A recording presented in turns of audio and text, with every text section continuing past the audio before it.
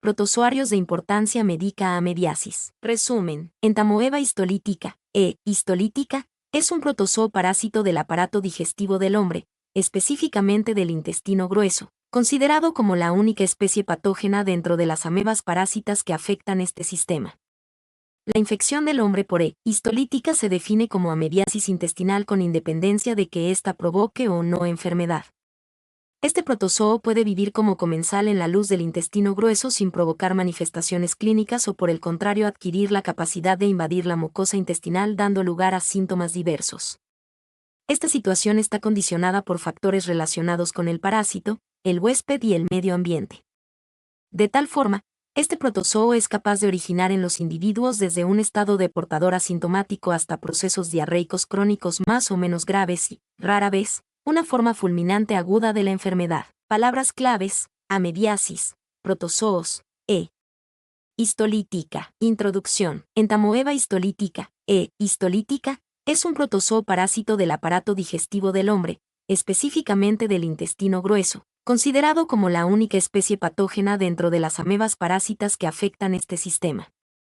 La infección del hombre por histolítica se define como amebiasis intestinal con independencia de que ésta provoque o no enfermedad. La definición anterior se fundamenta en que este protozoo puede vivir como comensal en la luz del intestino grueso sin provocar manifestaciones clínicas o por el contrario adquirir la capacidad de invadir la mucosa intestinal dando lugar a síntomas diversos. Esta situación está condicionada por factores relacionados con el parásito, el huésped y el medio ambiente. De tal forma, este protozoo es capaz de originar en los individuos desde un estado de portador asintomático hasta procesos diarreicos crónicos más o menos graves y, rara vez, una forma fulminante aguda de la enfermedad. Además de la sintomatología intestinal puede emigrar por el torrente circulatorio y afectar otros órganos, son las denominadas amebiasis extraintestinales. Entre los órganos afectados se describe el hígado donde ocasiona un absceso hepático y con menos frecuencia piel, pulmón, cerebro, entre otros. Ciclo evolutivo. La forma infectante de entamoeba histolítica es el quiste maduro, que es eliminado al exterior junto con las excretas de los individuos parasitados.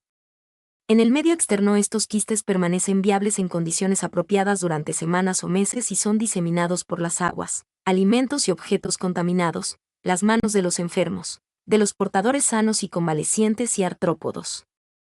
Una vez ingerido el quiste maduro al llegar al intestino delgado del hombre se disuelve la cubierta quística y de su interior sale la ameba cuadronucleada, que por divisiones nucleares sucesivas dan lugar a trofozoitos metacíclicos. Los mismos se dirigen al colon donde maduran y continúan multiplicándose por simple división binaria y, eventualmente, pueden invadir la mucosa intestinal e incluso hacer migraciones a órganos y tejidos distantes. La invasión de los tejidos del hospedero por trofozoitos de histolítica no es necesaria para su ciclo de vida, no da lugar a quistes y por tanto no contribuye a la diseminación y perpetuación de la especie. Los trofozoitos pueden seguir un curso diferente y evolucionar después de un proceso de maduración caracterizado por divisiones nucleares sucesivas hacia la forma de quiste tetranucleado pasa la evolución de ala pasando por etapas intermedias de prequiste y quiste inmaduro. Patogenia. Todos los individuos portadores de histolítica no desarrollan manifestaciones clínicas, una gran parte se mantienen como portadores sanos. Existe una interacción entre la virulencia del parásito y las defensas del huésped que condicionan esta situación. A lo largo de los años se han manejado tres hipótesis principales para explicar el fenómeno de la infección por histolítica. 1. Histolítica es una especie patógena simple que provoca en todos los huéspedes humanos lesiones intestinales que generalmente no producen síntomas clínicos reconocibles. 2. Histolítica es normalmente un comensal residente en el colon humano, que ocasionalmente se convierte en patógeno invasivo por razones pobremente dilucidadas. 3. Histolítica está compuesta por dos especies morfológicamente idénticas, una un patógeno invasivo que exhibe varios grados de virulencia, y la otra, un patógeno no invasivo que tiene la capacidad de producir, cuando más, una erosión superficial de la mucosa del colon. El avance del conocimiento humano apoyado por el desarrollo de la ciencia, la tecnología y la biología molecular nos ha permitido apoyar la tercera hipótesis e identificar las características que nos permiten diferenciar histolítica de dispar. Las mismas se describen a continuación. Clínicas. Histolítica es una especie patógena que muestra diferentes grados de virulencia y es capaz de invadir una amplia variedad de tejidos en el huésped que incluyen colon e hígado y raramente pulmón, piel, mucosa, tracto urogenital, cerebro y vaso, dando origen a síntomas diversos en cada caso.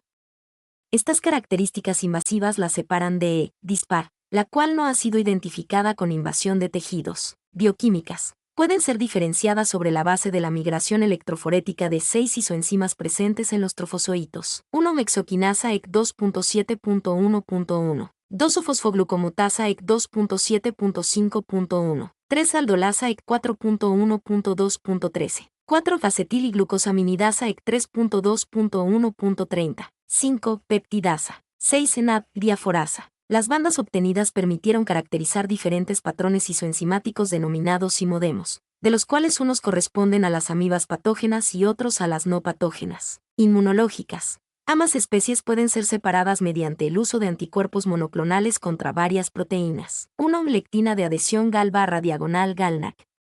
2. Antígeno 96 cada. 3. Antígeno 29 y cada/30 y cada. 4. Antígeno EDG. 5. Antígeno 81 cada/84 cada. Genéticas. Se distinguen mediante 1. Hibridación por DAPWAB usando la sonda P145 y B133. 2. Su comparación de los patrones RFLP usando como sonda los genes que codifican para las proteínas. Actin, cisteinoproteinasa, antígeno 125 cada, superóxido dismutasa, proteínas ribosomales. 3. Digestión con enzimas de restricción de productos de amplificación por PCR de los genes. ssRRNA, antígeno 29 y cada/30 y cada, antígeno 125 cada. 4. Amplificación por PCR con oligonucleótidos, primers, específicos de fragmentos de los genes. ssRRNA, antígeno 29 y cada/30 y cada. 5. Amplificación aleatoria de ADN polimórfico. El 10% de la población mundial está infectada y solo el 1% desarrolla manifestaciones clínicas. El desarrollo de la enfermedad depende de la virulencia del parásito y de factores dependientes del huésped como su estado de inmunidad. Para que se produzca la invasión a la mucosa intestinal se describen factores de virulencia relacionados con el parásito. Los trofozoitos liberan proteínas de adherencia denominadas lectinas que poseen gran afinidad por la galactosa presente en abundancia en las células del colon, lo que facilita su adhesión a la misma. Estas proteínas además destruyen los neutrófilos, lo cual genera la liberación de enzimas que contribuyen a la lisis celular. El parásito libera otras enzimas líticas que degradan la elastina, el colágeno y la matriz extracelular. De tal forma, al dañar la superficie celular facilitan la penetración parasitaria a la mucosa. Todo lo anterior se ve favorecido por otro factor de virulencia que es la resistencia a lisis mediada por el complemento. Los trofozoitos mediante una colagenasa que destruye los puentes intercelulares se introducen en la mucosa induciendo la autólisis de los colonocitos y la degradación de la matriz extracelular, lo que permite que pasen a la submucosa. Algunos amibas perecen en su trayecto liberando a su vez enzimas como hialuronidasa y gelatinasa que favorecen la extensión lateral de las lesiones por la submucosa dando lugar a la formación de las úlceras en botón de camisa. Esta situación se ve favorecida por la trombosis y la isquemia generada en la mucosa intestinal.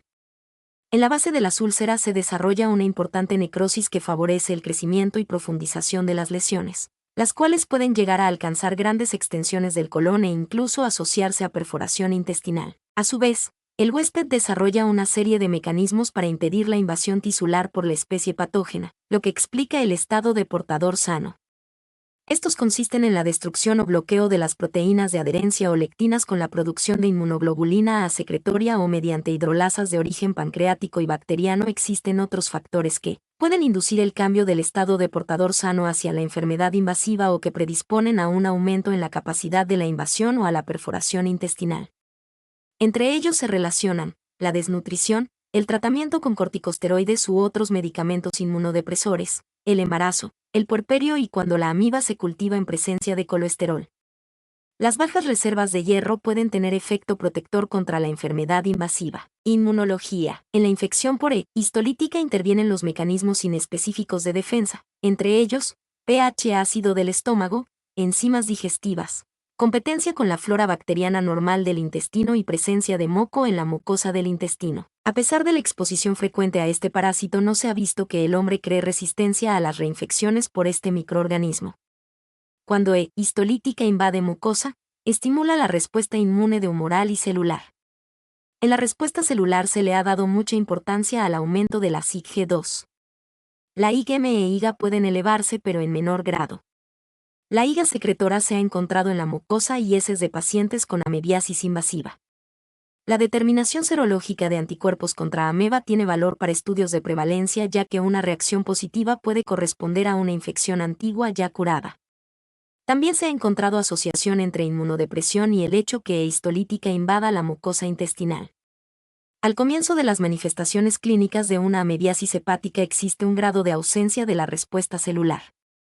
Transcurrido un mes después, las pruebas de hipersensibilidad, la inhibición de la migración de los macrófagos y la linfoblastotransformación se hacen positivas. Mecanismos defensivos inespecíficos, función defensiva del mucus intestinal, reclutamiento de neutrófilos, activación de la vía alterna del complemento, fagocitosis y eliminación de trofozoitos amebianos por células mononucleares. Mecanismos defensivos específicos, respuesta inmunitaria mediada por anticuerpos como la IgG e IgA, respuesta inmunitaria mediada por células, linfocitos T, sistema de complemento, linfoquinas y células TCD8+. Mecanismos de evasión de la respuesta inmune. 1. Hipersecreción de glicoproteínas alteradas por las células de GLOBET. 2. Degradación proteolítica de la IgA secretoria. 3. Recambio antigénico. 4. Ulisis de células inflamatorias del hospedero. 5. Inmunosupresión temprana, específica y transitoria del hospedero. 6. Evasión de los efectos biológicos derivados de la activación del sistema del complemento. Manifestaciones clínicas. La amebiasis presenta una sintomatología que varía desde una forma asintomática hasta complicaciones graves que pueden provocar la muerte del paciente.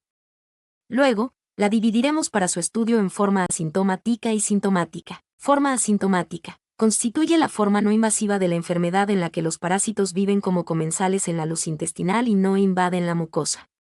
Su diagnóstico se realiza por medio del examen coprológico donde se observan generalmente los quistes. Esta forma de la enfermedad tiene valor desde el punto de vista epidemiológico debido a que constituyen la principal fuente de diseminación de la infección. Es muy probable que sea causada por entamoeba dispara, aunque no está exenta la posibilidad de que sea entamoeba histolítica que se encuentra en la luz del colon. Puede ser una etapa persistente o evolucionar hacia una forma sintomática de la infección o absceso hepático amibiano. Forma sintomática. Se produce cuando hay invasión parasitaria a la mucosa intestinal, lo que ocasiona lesiones importantes de la misma. Pueden desarrollarse dos formas, una crónica y otra aguda. Amibiasis crónica o colitis amibiana no disentérica. Puede ser la continuación de una forma aguda o la presentación inicial de la enfermedad. Se desarrollan síntomas de colitis, la cual es variable y puede oscilar desde formas leves hasta muy graves. El cuadro disentérico está ausente. El paciente presenta dolor abdominal generalmente en forma de retortijón que se acentúa antes y durante la defecación con intervalos no dolorosos en los que logra sentirse bien. Se añaden cambios en el ritmo de la defecación caracterizados por aumento o disminución en el número de deposiciones, donde alternan periodos de deposiciones frecuentes y periodos de constipación. En el primer caso las heces se caracterizan por ser blandas, pastosas o líquidas, a veces fermentadas o fétidas. En los periodos diarreicos el paciente expulsa trofozoitos y en ocasiones quistes en la materia fecal, mientras que en los de constipación solo encontramos quistes. Se añaden otros síntomas como llenura postprandial, náuseas, distensión abdominal, flatulencia y borborigmos. La exploración abdominal revela aumento de la sensibilidad especialmente en área cecal y el sigmoides espástico. Esta fase de la enfermedad es la más frecuente y puede evolucionar a la curación espontánea o de lo contrario a cualquiera de las otras formas de la enfermedad, particularmente si no se realiza su diagnóstico. Amibiasis aguda o colitis amebiana disentérica. Su inicio es lento y tiene como síntoma principal el aumento del número de evacuaciones intestinales, el cual es variable, generalmente 6 o más. Al comienzo las mismas son abundantes y blandas para posteriormente disminuir en volumen acompañándose de moco y sangre. Finalmente la cantidad de materia fecal eliminada es mínima hasta limitarse solamente a una pequeña cantidad de moco sanguinolento que ha sido denominado esputo rectal. Existe presencia de trofozoitos hematófagos en las heces, fundamentalmente en el moco, sin embargo los leucocitos están escasos o ausentes. El paciente refiere pujo, necesidad de defecar con mucho esfuerzo, y tenesmo, espasmo doloroso del recto que ocasiona la necesidad de una nueva evacuación la que puede o no ser realizada. Se produce una sensación de quemazón o desgarramiento durante el paso de la materia fecal por el ano. Este cuadro se acompaña de dolor abdominal localizado en cualquier parte del marco cólico. Se caracteriza por ser intermitente, de intensidad fuerte, en forma de retortijón, de aparición brusca y desaparición rápida. Generalmente la enfermedad cursa sin fiebre, pero puede aparecer si su gravedad aumenta acompañada además de postración, dolor cólico, aumento de la sensibilidad abdominal a la palpación y síntomas generales tales como debilidad, anorexia, cefalea, náuseas, deshidratación y vómito. Esta situación generalmente está vinculada a infecciones secundarias sobreañadidas o a pacientes desnutridos, fundamentalmente niños. En los mismos la disentería se prolonga por muchos días, lo cual da lugar a atonía de los músculos perineales, relajación del esfínter anal con rectitis y prolapso rectal en ocasiones. Complicaciones. Colitis amediana fulminante. Se corresponde con una amebiasis hiperaguda o forma gangrenosa, también conocida por colitis necrosante. Es considerada la complicación más grave de la amebiasis intestinal sintomática, aunque afortunadamente se presenta relativamente de forma rara. Se ha observado entre un 6 y 8% de los pacientes con infección masiva y con más frecuencia en los niños. La invasión parasitaria ocasiona importantes ulceraciones que crecen progresivamente y al confluir en su base se unen y provocan importantes lesiones úlcero-necróticas en grandes áreas del intestino. Las mismas continúan creciendo tanto en sentido horizontal como en profundidad, lo que puede conducir a la necrosis total del órgano, lo que se conoce como megacolon tóxico. Se asocia a hemorragia y es de muy mal pronóstico. Clínicamente se caracteriza por dolor abdominal de gran intensidad, diarrea sanguinolenta, tenesmo rectal, fiebre y marcada toma del estado general. Al examen físico se constata un abdomen blando, distendido y con la sensibilidad abdominal aumentada a la palpación profunda.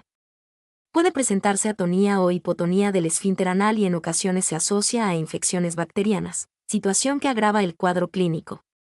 El paciente puede caer en estado de choque, sufrir perforaciones e incluso morir. Apendicitis amediana. Es una complicación infrecuente de la amebiasis intestinal que aparece debido a la invasión del apéndice ileocecal por trofozoitos de E. histolítica. Desde el punto de vista histológico se caracteriza por inflamación y necrosis, pudiendo llegar a la perforación en los casos más graves. La sintomatología es similar a la apendicitis de origen bacteriano, lo que dificulta el diagnóstico, aunque en el caso de la apendicitis amediana puede estar asociado a diarreas mucosanguinolentas a causa de la presencia de úlceras amedianas, generalmente en ciego, concomitante con el cuadro de apendicitis. Esta situación nos sugiere la etiología amediana del cuadro clínico, pero realmente solo el estudio histopatológico nos aclara el diagnóstico. Ameboma se presenta en un escaso por ciento de pacientes, 1%, y es denominada también granuloma amediano. Se produce como consecuencia de una producción exagerada de tejido de granulación en respuesta a una invasión de la pared del colon por el parásito. Desde el punto de vista endoscópico se observa como una masa tumoral de color rojo intenso que sangra con facilidad y conduce a la obstrucción la luz intestinal. Radiológicamente se presenta simulando un adenocarcinoma y clínicamente puede comportarse de forma aguda, crónica o incluso ser asintomática. En tal caso, los pacientes son diagnosticados como hallazgos al examen físico o radiológico durante investigaciones por otros fines. De presentarse síntomas, estos se corresponden con un cuadro de colitis generalmente en ausencia de signos y síntomas de obstrucción, a pesar de la estrechez de la luz del intestino por la presencia de la masa tumoral. La misma se constata a la palpación abdominal e incluso puede ser detectada mediante tacto rectal si se localiza en el extremo más distal del intestino grueso. La alternativa de curación es posible siempre que se recibe un tratamiento adecuado, de lo contrario el paciente puede evolucionar a una forma crónica o complicaciones más graves. Amebiasis perforada. Se desarrolla generalmente en el curso de una forma necrótica fulminante y puede ocurrir lentamente hacia retroperitoneo o de forma abrupta hacia cavidad peritoneal. Cuando ocurre la perforación se presenta un cuadro agudo de peritonitis caracterizado por distensión abdominal que se manifiesta por abombamiento y timpanismo, en ocasiones con borramiento de la matidez hepática, fuerte dolor abdominal sin localización precisa con resistencia muscular a la palpación profunda en el examen físico, vómito, deshidratación, intenso estado de toxemia y fiebre de hasta 40 grados centígrados. En los casos de choque la temperatura puede estar normal o existir hipotermia, por lo cual la ausencia de fiebre no excluye el diagnóstico.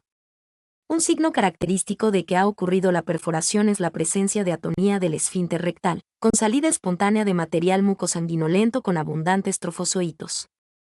El pronóstico en esta situación es muy grave. Amebiasis extraintestinal. De todas las formas de amebiasis extraintestinal, la más común es el absceso hepático amebiano. Otras formas ocurren por ruptura, a peritoneo, estómago, duodeno, vías biliares, colon, pleura, pulmón, pericardio y mediastino, por continuidad, a pared abdominal y piel, y por vía hematógena, a cerebro. Absceso hepático amebiano. Puede presentarse a cualquier edad y en ambos sexos, con mayor frecuencia en adultos del sexo masculino. En los niños es más común en los de edad escolar, sin preferencia por sexo. No suele acompañarse de enfermedad intestinal activa. Aproximadamente la mitad de los pacientes relatan la historia de disentería amebiana varios meses o años antes, y la otra mitad ignora haberla padecido. Solo se encuentran parásitos en las heces en pocos casos. Comienza generalmente de manera insidiosa, con fiebre, astenia, anorexia, pérdida de peso y dolor en hipocondrio derecho. Aunque por lo general siempre se produce hepatomegalia, puede que no sea detectada al examen físico si se produce un crecimiento hacia arriba que abomba el diafragma.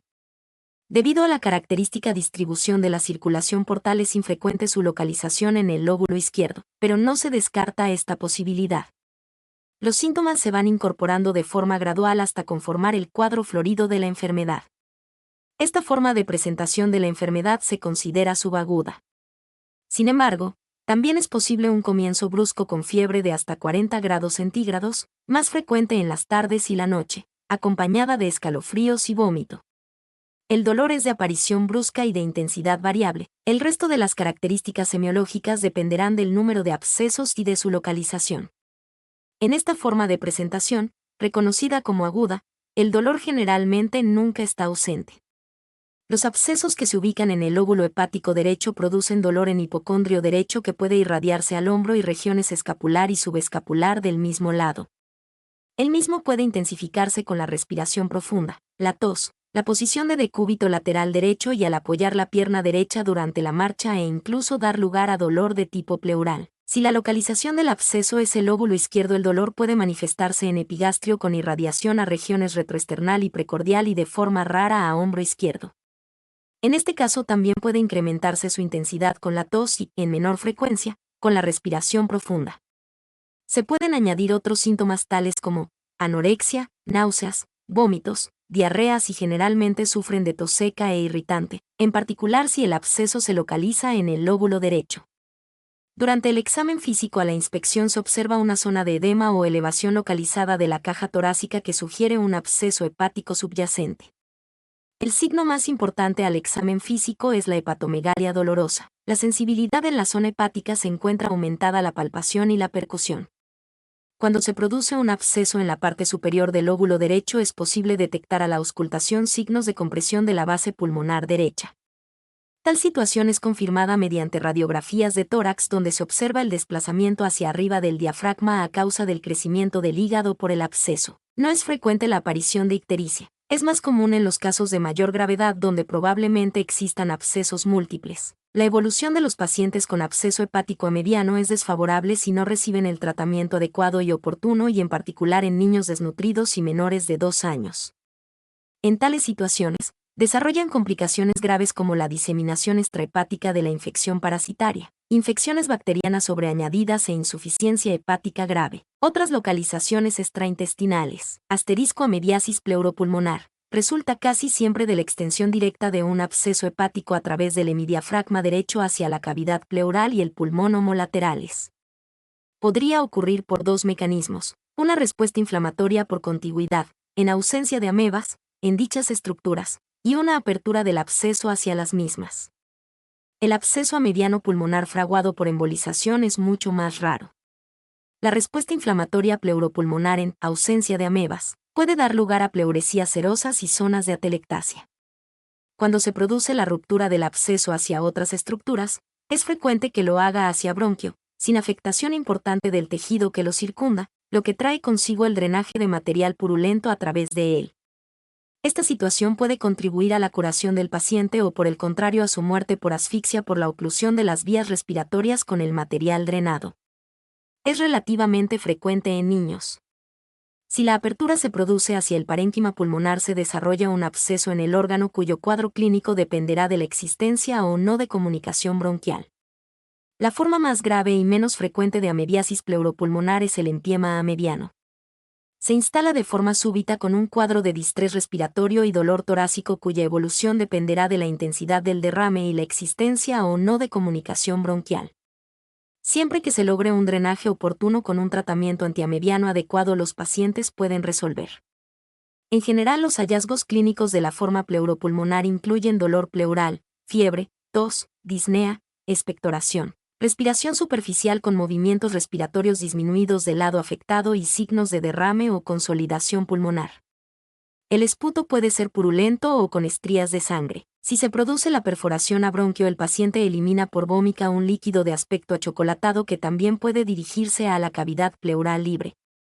En tal caso, es la toracocentesis la que revela su típico contenido. El pronóstico es malo. Esta forma de amebiasis extraintestinal indica una forma avanzada de la enfermedad. Es común en pacientes debilitados. Amebiasis cerebral. La invasión amebiana del sistema nervioso central aparece secundario a una diseminación hematógena. Es muy rara y se asocia generalmente a una amebiasis diseminada avanzada grave. Se han descrito pocos casos, los cuales usualmente son hallazgos de autopsia. Las manifestaciones clínicas son variadas y dependerán de la localización y tamaño de la lesión. Corresponden a los de una lesión destructiva y tumoral que ocupa un espacio en tejido cerebral. Generalmente se instala un absceso en corteza cerebral de tamaño variable que no excede los 5 centímetros de diámetro. Su diagnóstico se ve entorpecido debido a que la sintomatología neurológica queda enmascarada dentro de una enfermedad grave que compromete a varios órganos. Es por ello que la evolución de los pacientes es desfavorable al no recibir un adecuado tratamiento de manera oportuna antes de que se desarrollen lesiones neurológicas irreversibles. Amebiasis mucocutánea. Esta forma de presentación clínica es poco frecuente. Actualmente, las actitudes sociales de promiscuidad sexual cosmopolita han hecho considerarla como una enfermedad de transmisión sexual.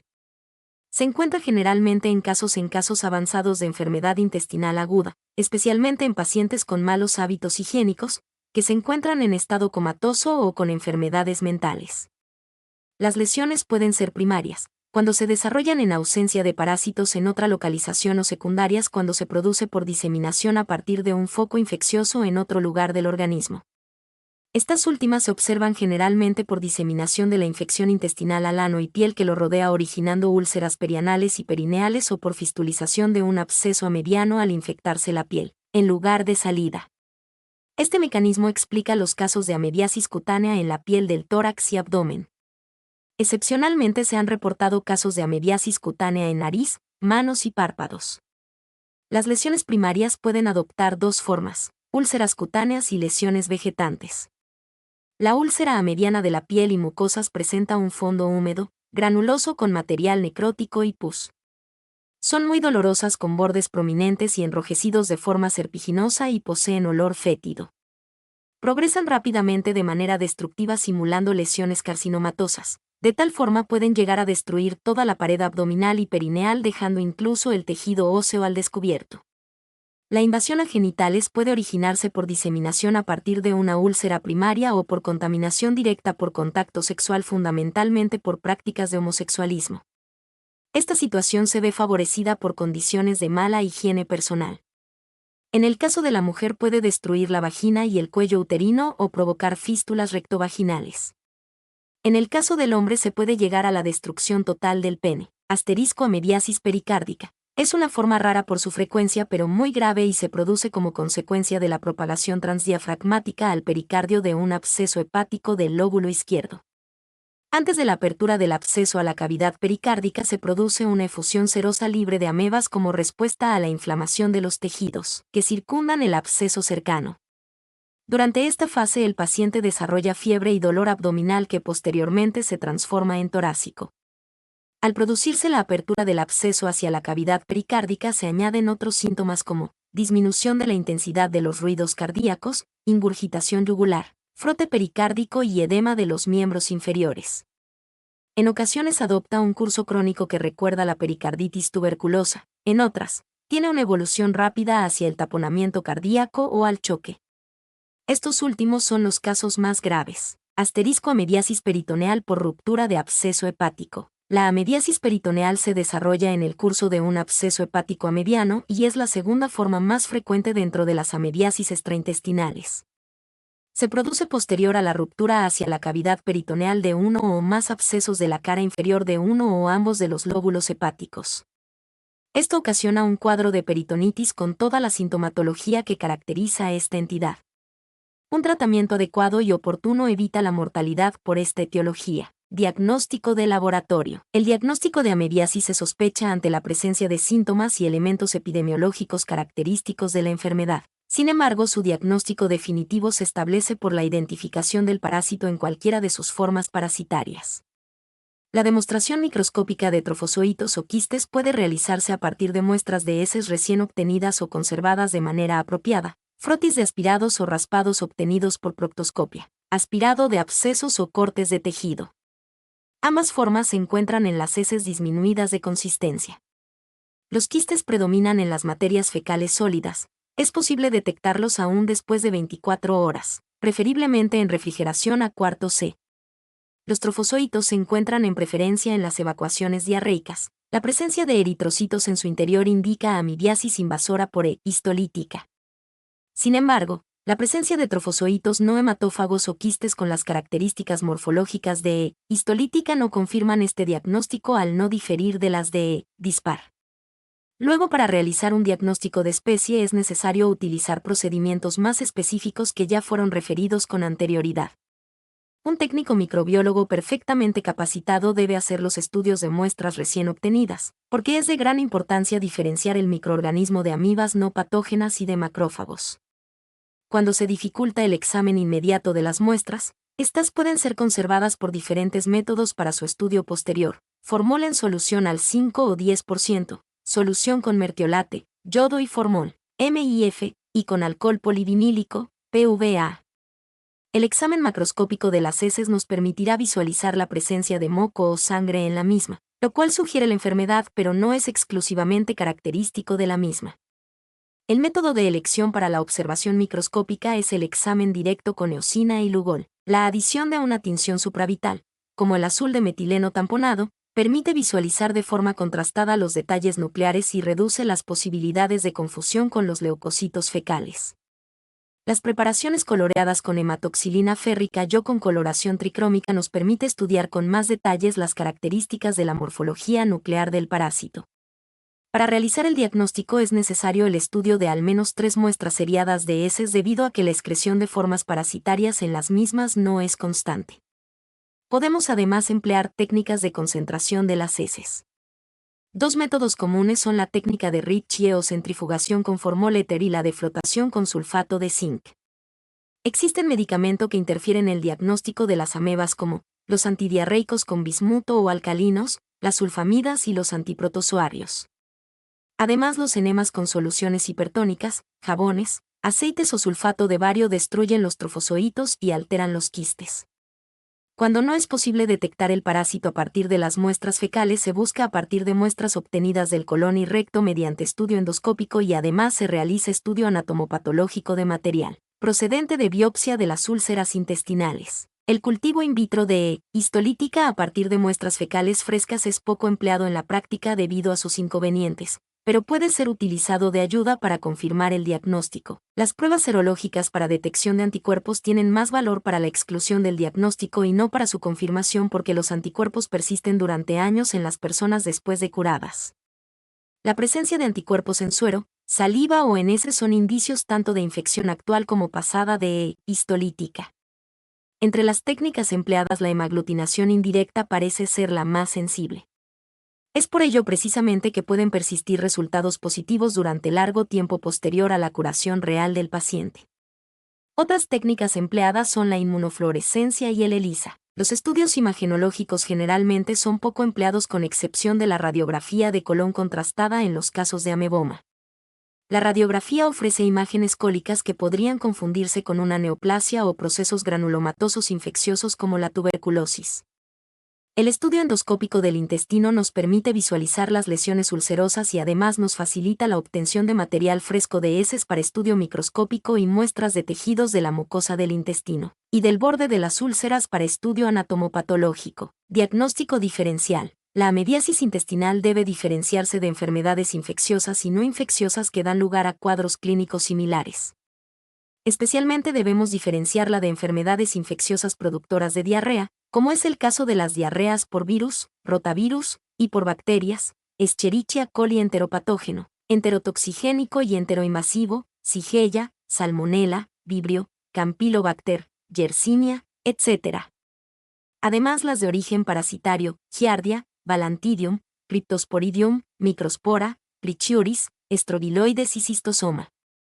Entre las enfermedades no infecciosas con las que también debemos hacer el diagnóstico diferencial se encuentran colitis ulcerativa idiopática, colon irritable, diverticulitis, poliposis y adenocarcinoma. Diagnóstico de la amebiasis extraintestinal. Diagnóstico del absceso hepático amebiano. El absceso hepático amebiano se sospecha por la presencia de los síntomas y signos que caracterizan a una de sus formas de presentación. Vera capite absceso hepático amebiano. Y el diagnóstico se confirma mediante la realización de los exámenes complementarios que directa o indirectamente demuestran la presencia del absceso y la causa amebiana de este. De estos estudios, los más eficaces son los estudios imagenológicos y la detección sérica de anticuerpos antiamebianos.